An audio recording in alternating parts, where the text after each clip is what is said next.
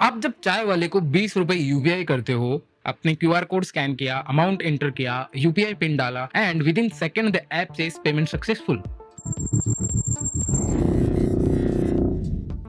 Well, those few seconds can involve your phone, the UPI app, a payment service provider, UPI infrastructure, your bank, the receiver bank, the authentication, transaction ID, fraud checks, and the reconciliation system. मई 2026 में UPI process approximately 23.2 billion transactions worth around 29.9 lakh crore with 720 banks live on UPI, and that is roughly around 8,600 transactions per second average across the month. So this video is about how do you build a system where crores of people can tap and pay at the same time without a retry, turning 100 rupees into 200 rupees. Now let's follow one payment through architecture, API, security, database, failure states, settlements, and then we'll code a small UPI like payment orchestra ourselves. Now, UPI is the underlying instant payment system. Google Pay, PhonePe, Paytm, and Bheem are applications that provide access to the ecosystem. NPCI describes UPI as an instant payment system built over IMPS infrastructure. You have made a lot of IMPS transactions, and this is made over that infrastructure. Now think of it like the web. Chrome is a browser and that accesses the internet. Chrome is not the internet itself. In the same way, a UPI app is the interface you use to access the payment system. For a normal bank account UPI payment, the money is not sitting inside the application. The transaction happens between bank accounts. Now suppose मेरा account bank A में है and I am paying 100 rupees to a merchant whose account is in bank B. Now NPCI public material identify participants such as the UPI app, payer PSP, remitter bank, payee PSP, beneficiaries bank, users and merchants. Now for this explanation, we'll begin with 5 visible parts: your UPI app, payer PSP, UPI infrastructure, your remitter bank, and the receiver beneficiary bank. Think of the central infrastructure as the traffic controller coordinating the participating institution. Now, it is not your saving bank and it does not replace either bank account. Now, we're going to keep this diagram on screen because every later concept connects back to it. The merchant has a QR code. I scan it. The app reads the payment information that identifies the receiver. Now, we'll use this fictional address chai.shop at that bank for the merchant and rk@bank for the payer. Now I enter 100 rupees. At the application level, our educational request includes a payer, payee, amount, transaction ID, timestamp, device or session information, and authentication context. Now the JSON on screen you see is an educational representation and it is not NPCI private production API schema. And when I press pay, the request enters the participating UPI ecosystem. The receiver address has to resolve to the correct participant and bank. The payer side must then authorize and execute the debit, and if that step fails, payment cannot continue successfully. Now if the debit succeeds, processing continues toward the beneficiary side and responses travel back through the participating system and the app receive a final or intermediate transaction state. That is the simplified journey from pay to payment successful. From a developer point of view, a payment is more than just number 100 rupees. It needs to be a structured data. For our demo, we'll represent money in paisa as an integer. Floating point arithmetic can introduce rounding error, which is a bad property for accounting logic. So 100 rupees become 10,000 paisa, and our payment also needs a payer VPA, payee VPA, idempotency key, current status, creation time, and external references when one exists. Now the status needs more than just success and failed. Our reference state machine includes created, authorizing, debited, credit pending, success, failed, and pending.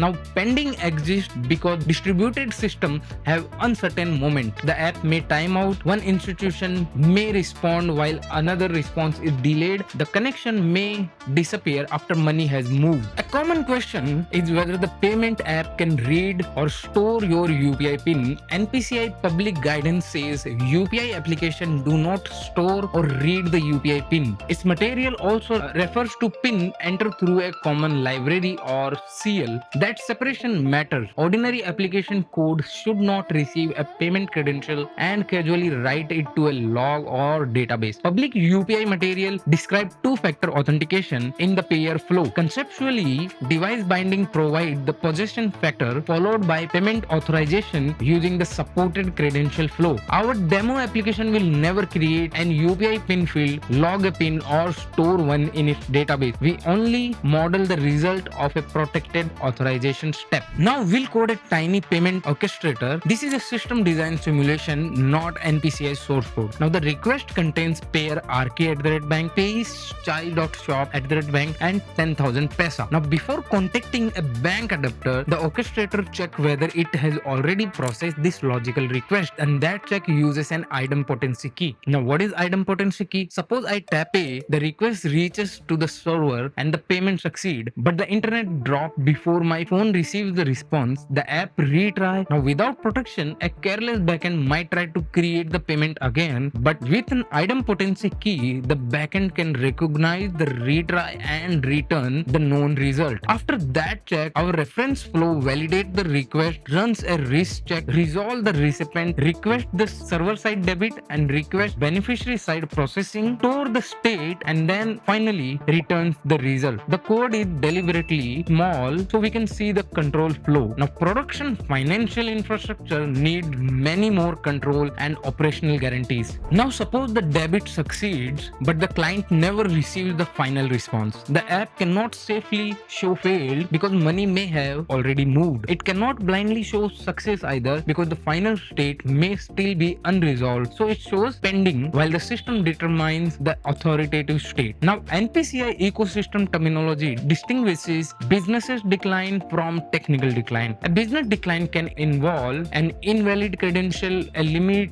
or another business condition, but a technical decline involves technical availability or network problem. Timeout introduce another problem, uncertainty. Payment system therefore need a controlled retries, status queries, reconciliation, reversal where applicable, auditing, and strict transaction references. A payment backend cannot rely only on whether one HTTP request return 200. It needs authoritative financial state of that particular transaction. Payment storage cannot reduce to user.balance is equals to user.balance minus 100. Our demo needs a durable transaction record containing the transaction ID, amount, payer, payee, current state, provider references, and timestamp. It should also keep an append-only history of state transitions. If support receive a complaint tomorrow saying मेरा 100 रुपए debit हुआ but merchant को नहीं मिला, the team needs to reconstruct the sequence. Created at 10 o'clock, authorization requested, debit acknowledged, credit response timed out, reconciliation completed later. In payment, observability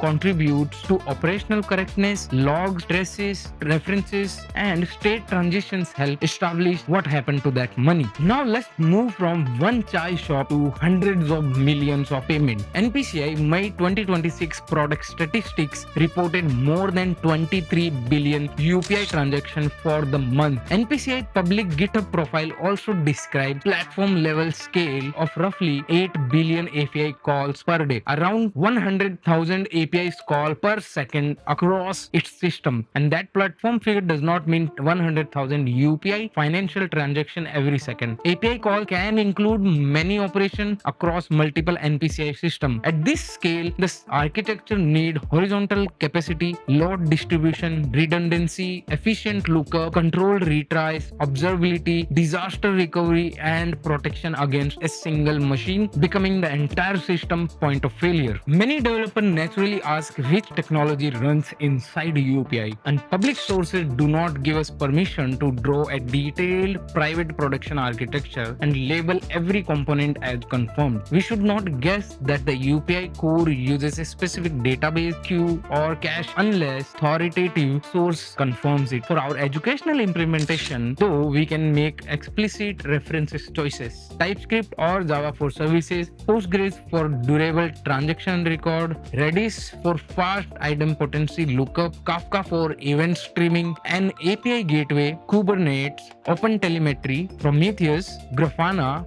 and property manage cryptographic infrastructure. This is our reference architecture. It is not a leaked NPCI architecture. When the app says payment successful, the customer sees an immediate result. Interbank clearing and settlement operates at a different layer. RBI public explanation says settlement can happen on a gross or net basis, and note that Indian payment system other than RTGS generally function on a net settlement basis. Suppose Bank A owes Bank B 100 crore during a settlement period while Bank B owes Bank A 80 crore. Conceptually, netting can reduce the final obligation between them to 20 crore from Bank A to Bank B. This simplified example explains why customer instant payment experience and settlement of obligation between participating institutions are related but distinct processes. UPI is not frozen at its 2016 feature set. The ecosystem now includes mechanisms such as QR, intent payments, UPI number, tap and pay, newer supported authentication experiences. The feature will keep evolving, but the engineering concerns remain familiar. Identity, authentication, routing, idempotency, failure handling, observability, reconciliation, security, and scale. The next time a 20 rupees chai payment succeeds in just 2 seconds, remember that the app is only a visible layer. Behind it is a distributed payment system trying to move money safely, preserve an authoritative transaction state, and handle retries without creating a second logical payment. If you want more videos where we open real technology and understand the engineering behind it, do subscribe. The complete reference code and the source links are in the description.